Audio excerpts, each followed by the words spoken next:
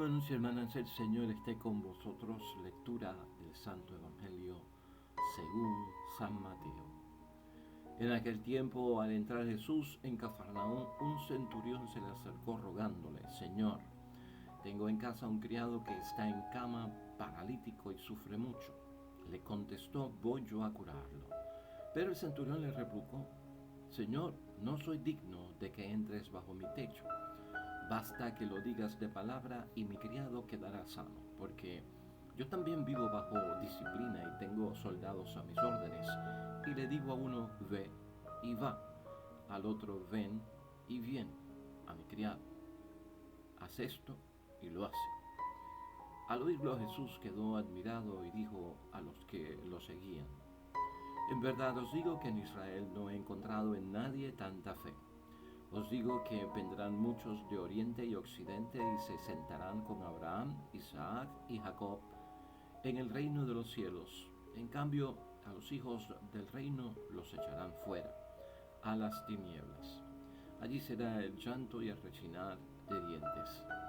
Y dijo Jesús al centurión: vete, que te suceda según has creído. En aquel momento se puso bueno el criado. Al llegar Jesús a la casa de Pedro, vio a su suegra en cama con fiebre. Le tocó su mano y se le pasó la fiebre. Se levantó y se puso a servirle. Al anochecer le llevaron muchos endemoniados. Él, con su palabra, expulsó los espíritus y curó a todos los enfermos, para que se cumpliera lo dicho por medio del profeta Isaías: Él tomó nuestras dolencias y cargó con nuestras enfermedades. Lo proclamado, hermanos y hermanas, es palabra del Señor. Gloria a ti, Señor Jesús. Ya hoy es sábado de la 12ª semana del tiempo ordinario, y con este sábado y las lecturas terminamos esta semana del Evangelio.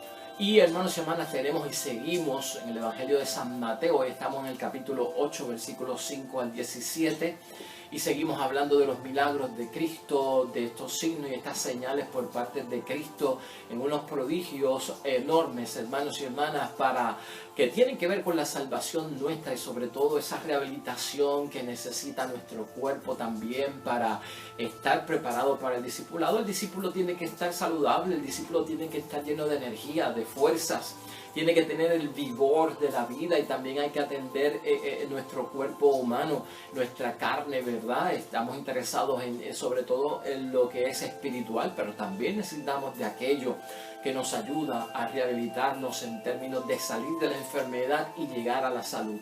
Y hermanos y hermanas, hoy quiero compartir contigo reflexión. La meditación que tenemos basada en el Evangelio de hoy, hermanos y hermanas, es un Evangelio conocido por todos nosotros. Es la curación del siervo o el sirviente del centurión. Y hoy vamos a meditar en torno a esto, porque Cristo le dice, viendo la fe de este centurión, que se haga así como han creído. O sea, que se haga en ti como has creído. Como has creído es conforme a tu fe, que se realice, porque este hombre maravilla a Jesucristo, hermanos y hermanas, porque es un soldado romano, porque ciertamente es un pagano, no es judío, no es del pueblo de Dios de Israel, y la fe de este hombre maravilla a Jesús con lo que está pasando. Estamos viendo un milagro a distancia, no es un milagro donde Cristo toca, hermanos y hermanas, o tiene la persona de frente. Es un milagro de lejos, a distancia, donde el poder de la obra de Cristo es grandísimo, hermanos y hermanas. O sea que podemos pensar en que nosotros podemos interceder y pedirle a Jesús por los que están distantes en términos de salud, en términos de su enfermedad. Podemos hacer eso, y es un milagro que nos recuerda que nuestra iglesia es una iglesia de intercesión, donde pedimos los unos por los otros para que Jesús obre con los que están presentes, los que puedan estar ausentes, con los que están con nosotros, los que puedan estar en distancia. Entonces nos preguntamos, hermanos y hermanas, tú conoces el Evangelio es un poquito largo, y conoces la historia de este soldado romano, un capitán que tiene a su mando 100 hombres por lo menos romanos, se encuentra con Jesucristo por el camino, camino, no pide por él, pide por su sirviente. En algunos lugares dice que es un sirviente, en otros parece que dice que es un hijo de él. De todas formas, a veces parece que es otro soldado romano, pero de todas formas el hombre está pidiendo por alguien que está enfermo, ha conocido de Jesús, sabe quién es Jesús por lo que hay en el ambiente de los judíos, y pide esa intercesión. Cristo como que quiere a la casa, él le dice: no, no vayas a mi casa, yo no soy digno de que entres en mi casa, una palabra tuya bastará para sanarme. Cristo, hermanos y hermanas, se llena de una alegría enorme porque resalta la fe del hombre. O sea, no he visto fe tan grande como la tuya, que se haga según tú has creído. Y sabemos que el hombre sanó. Entonces, ¿qué es lo que tiene la fe de este hombre centurión que, siendo pagano, hermanos y hermanas, siendo romano, no siendo del pueblo de Israel, le llama tanto la atención a Jesucristo el Señor? Y vamos a ver todo lo que estamos mencionando en torno a eso. Cómo ve a Jesús es lo importante, ¿no? El soldado romano, este centurión, cómo es que él ve a Jesús y qué tenía la fe de este hombre. Fíjate que esto ocurre en términos de una petición, en forma de súplica. Ayer lo discutimos, ¿no? Es una súplica lo que eleva el centurión a Jesucristo para que interceda y vaya a sanar a su sirviente, o que por lo menos ore por él o lo tenga en mente, en humildad. Súplica en humildad, sin exigir. Ese patrón lo estamos viendo, es repetitivo. ¿Para qué? Para la sanación que estamos buscando por parte de Dios. Jesús le dice: yo iré a sanarlo. En el Evangelio de hoy Jesús le dice, o sea, él le pide que lo sane, y Jesús dice: sí, yo voy a ir a sanarlo. Aquí vemos otra vez la actitud de Jesús: sí quiero. Sí, quiero sanar, y es parte de mi misión, y es parte de mi ministerio, y es parte de la predicación de mi palabra, ponerla en obra y en acción. Cristo le dice: sí, yo iré a sanarlo. Pero ese ir personalmente lo detiene el centurión, y ahí empieza el desarrollo de la fe que va a manifestar el centurión. Porque el centurión, hermanos y hermanas, se encuentra indigno de que Cristo vaya a la casa. El centurión encuentra que es indigno, y él mismo le dice: ¿quién soy yo para que entres en mi casa? Muchas cosas están pasando aquí, ¿no? La indignidad que siente él de que vaya a la casa, probablemente porque es un soldado romano, no es muy acogido por los judíos por la posición que tiene, no es un creyente, no es miembro del pueblo de Dios, o que vean a Jesús metiéndose en la casa de un soldado romano puede comprometer también a nuestro Señor Jesucristo.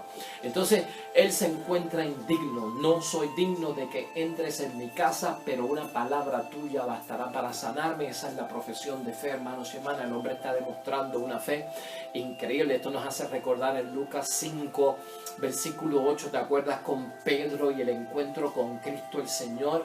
Señor, apártate de mí, que soy un pecador. Es importante este examen de conciencia, esta revelación que le damos al Señor Dios del cielo. Soy pecador, como decía Pedro, no soy digno de que entres en mi casa, pero una palabra tuya bastará para sanarme. No obstante, también, hermanos y hermanas, este evangelio se toca en Lucas capítulo 7 versículo 1, y dice que el centurión se había ganado, hermanos y hermanas, ahí Lucas dice que el centurión se había ganado y gozaba del aprecio de todos los judíos, porque el soldado romano, este capitán, este centurión, había aportado para la construcción de la sinagoga en aquel tiempo, y era estimado como un buen hombre, porque los judíos lo aceptaban. O sea que a pesar de que él se encuentra indigno, a pesar de que él a lo mejor se encuentra un pecador o alguien que no es de la raza de Cristo, de la religión de Cristo, él había creado una reputación que tal vez estaba inconsciente de ella, ¿no? De que lo apreciaban, lo amaban los judíos, y sobre todo parece que no conocía el alto nivel de fe que tenía. Era tan natural en él, hermanos y hermanas, que él como que lo desconocía. Por eso se atreve a decirle a Cristo: una sola palabra tuya bastará para sanarme. Yo soy capitán, yo soy centurión, yo tengo 100 hombres bajo mi mando, bajo mi comando, y cuando yo le digo a una persona: hazme esto, la persona me lo hace. Cuando yo le digo a una persona: ve a aquel lugar, la persona lo hace. Estoy seguro de que si tú das una orden, se cumplirá. Manifestó la fe. O sea, personalmente Cristo no tienes que ir. Tocarlo tú físicamente no tienes que ir. Una palabra tuya bastará. El hombre está convencido de que la palabra sola de Cristo nuestro Señor tiene poder. Eso es lo que él ve. O sea, la palabra sola de Cristo tiene poder. Y esto también, que tiene la fe de este centurión, hermanos y hermanas, que no ve a Cristo como un curandero. Este hombre no ve a Cristo como un curandero, sino que lo ve con poder divino. Así es que el centurión ve a Jesús. Hay una diferencia entre curar y sanar, hermanos y hermanas, y esto vamos a tener que tenerlo en cuenta y tenerlo en mente. Hay una diferencia entre curar y sanar, aunque a veces utilizamos la palabra curar y sanar indiscriminadamente. Y cuando digo indiscriminadamente me refiero a que la utilizamos o el mismo significado en forma de sinónimo, ¿no? Algo igual. Pero hay una diferencia que podemos marcar aquí hoy, y en términos de sanación es bueno que nosotros lo sepamos, y por lo que yo estoy diciendo. El centurión lo que ve es el poder divino en Cristo para sanar, y no lo ve como un curandero. Sanar siempre va a implicar, hermanos y hermanas, la salud. Cuando se busca la definición de sanar, dice que es restituir, dice que es recuperar, dice que es recobrar, ¿qué? La salud. Siempre es en el término positivo de la salud, no del mal, de la enfermedad. Sanar es restituir la salud, restaurar la salud, recuperar la salud. Pero curar, cuando lo buscamos en la definición del diccionario, dice que el curar es cuando se hace desaparecer la enfermedad. ¿Ve? Menciona el mal. Cuando se hace desaparecer la enfermedad a través de la aplicación de tratamientos, de remedios para hacer desaparecer la enfermedad. O sea, que son como que dando unos remedios, dando unos tratamientos. La curación envuelve medicamentos, la curación envuelve tratamiento, la curación envuelve de alguna forma, hermanos y hermanas, ciertos remedios, tal vez caseros o medicinales, ¿verdad? Para poder llevar de la enfermedad a la salud. Entonces, por eso es que hay una diferencia entre sanar y curar. Y cuando decimos que el centurión no lo ve como un curandero, es que no ve que Cristo va a hacer desaparecer la enfermedad con medicinas, con tratamientos o con remedios, sino que él lo ve como un sanar. O sea, este hombre es capaz de restituir al que está enfermo, de recuperar y recobrar la salud para él. Eso es bien importante que nosotros lo tengamos en mente, hermanos y hermanas, especialmente cuando en muchos momentos mucha gente quería ser tocados, porque el curandero toca. Querían ser tocados porque el curandero toca. Y a pesar de que Cristo tocó, no es un curandero. Cristo tiene el poder de la sanación, ¿verdad? Porque es un poder divino por parte de Cristo. Entonces, esto es lo que ve el centurión, hermanos y hermanas. Él se encuentra indigno, como decíamos ahorita, él se encuentra como que Cristo no puede ir o no debe ir a su casa por la situación que hay. Y a lo mejor se pregunta este hombre dentro de su humildad, porque es un hombre humilde, ¿puede Jesús responder al llamado de un capitán romano? Eso puede estar corriendo por la mente, como por la mente de alguien puede estar corriendo. ¿Se fijará Cristo en mí? ¿Podrá Cristo venirme a visitar con todo lo que ha pasado en mi vida, con todo el sufrimiento que yo he tenido, los desvíos, el pecado, la situación fría o tibia que me encuentro con Dios, o mi relación espiritual con Dios que ha sido rota o que está lastimada? ¿Puede Cristo fijarse en mí? Porque el centurión como que lleva eso adentro. ¿Puede Jesús responder al llamado de un capitán romano? Pues mire, sí, puede responder al llamado de una persona que esté dentro de los parámetros de la fe. Hermanos y hermanas, la fe siempre va a llevar a una ruptura, como hemos dicho, y eso va a ocurrir en el nombre de Dios. Por eso en Lucas vemos que el centurión lo que hace es que envía una serie de amigos judíos que tiene, porque todavía en la mente del centurión está: ¿aceptará Jesús ir a la casa de un romano y mancharse con los impuros? Porque el romano era visto como una persona impura que practicaba la impureza y no se podía ni hacer amistad con ellos, ni estar con ellos, ni ir a su casa, ni comer con ellos, ni nada. Entonces hay algo también de impureza, ¿no? Por eso es que no se ve como digno de la visita. Y muchos de nosotros también en algunos momentos nos vemos como indignos, como impuros.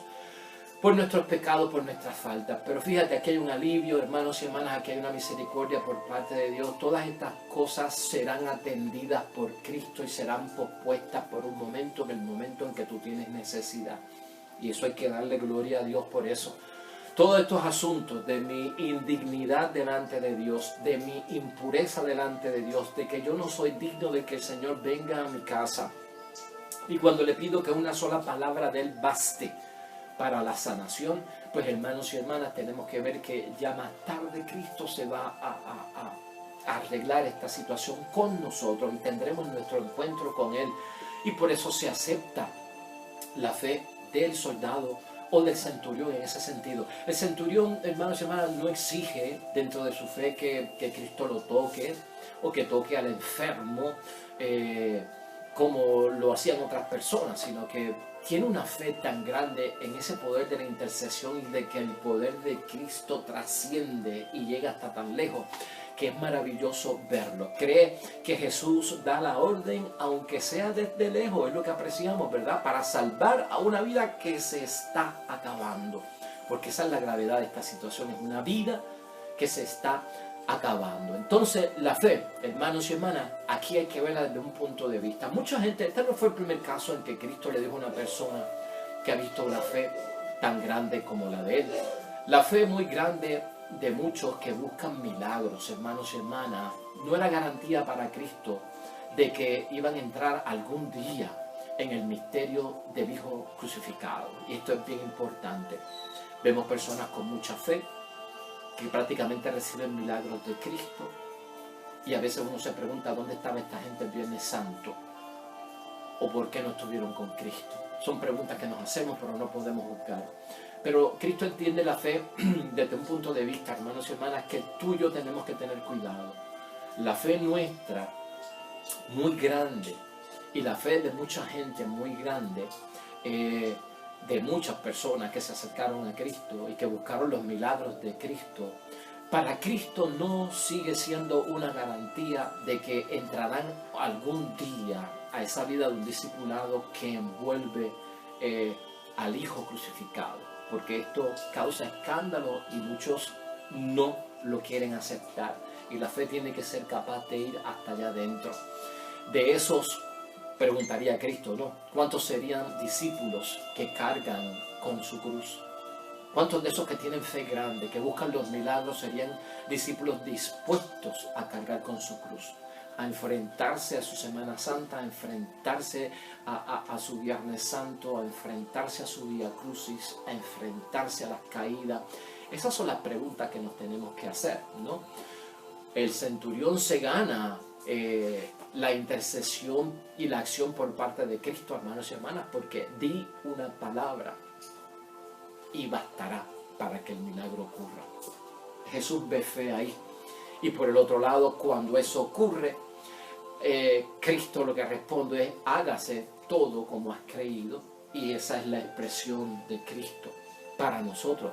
Ver a Cristo dentro de esa situación, hermanos y hermanas. Presentamos la fe que Cristo admite, la fe madura, que carga consigo la apertura de lo divino al tocar a uno enfermo para brindarle la salud. Es cuestión de fijarnos en eso. Tiene que llegar a un punto en que lo provoque, porque la palabra tiene poder, hermanos y hermanas, y nuestra fe se mueve en ese sentido. Mateo 9, hermanos y hermanas, versículo 29, nos hablaba de dos ciegos que se acercaron a Cristo para ser sanados. Y ahí también Cristo les dijo: hágase así, tal como han creído.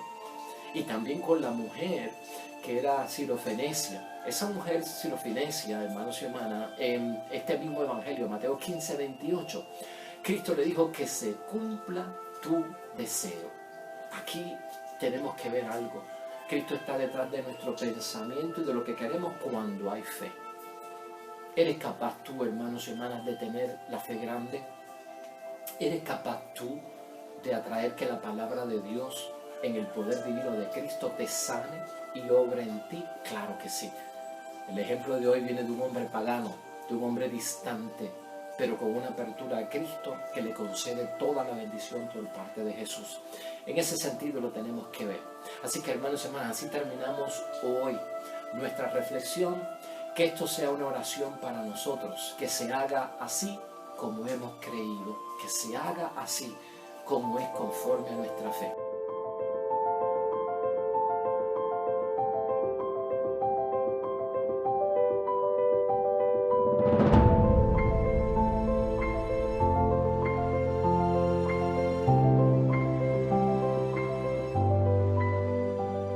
Amén y amén. Hermanos y hermanas, el Señor esté con vosotros. La bendición de Dios Todopoderoso, Padre, Hijo y Espíritu Santo, descienda sobre ustedes y permanezca para siempre. Nosotros regresamos mañana con el favor de Dios, nuevo evangelio, nueva meditación de la palabra de Dios. Recuerda siempre, todo cuanto hagas junto a los tuyos para la gloria y la honra de nuestro único Dios. Te irá bonito, hermano y hermana, pero sobre todo vas a ser bendecido. Vas a ser bendecido. Te espero mañana en el nombre de Dios.